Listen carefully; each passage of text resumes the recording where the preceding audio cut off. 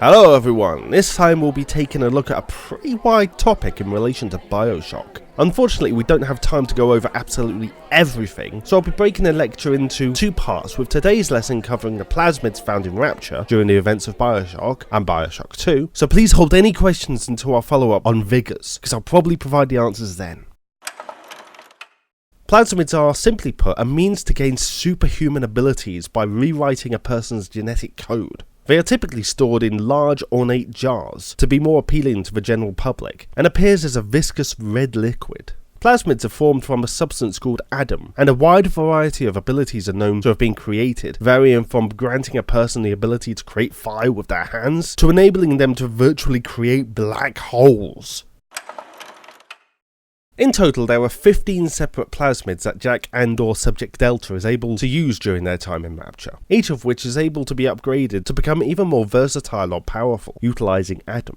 The abilities granted by plasmids are powered by Eve, presumably another substance derived from Adam. Adam itself occurs naturally in its raw form as a thick green liquid within bottom-dwelling sea slugs. The stem cell-rich liquid is able to replace a person's natural cell structure with unstable stem cells that can then be altered to do just about anything, a fact discovered when a previously crippled dock worker was bitten by a slug and miraculously regained the use of his limb. Research showed that the slugs did not produce enough Adam for commercial purposes on their own, however, and it was soon found that symbiosis with a human host could drastically increase the yield of the substance. Further experiments showed that embedding the slugs into young female subjects resulted in the greatest output, and so schools of little sisters were formed for that purpose. As the genetic alteration induced by Adam-derived plasmids are highly unstable, users tend to become addicted to the substance, and can be driven to madness if they do not receive a constant influx of it. In no particular order, plasmids available in Bioshock 1 and 2 are Cyclone, which is able to create a small tornado, Electrobolt, which enables its user to shoot lightning from their hands,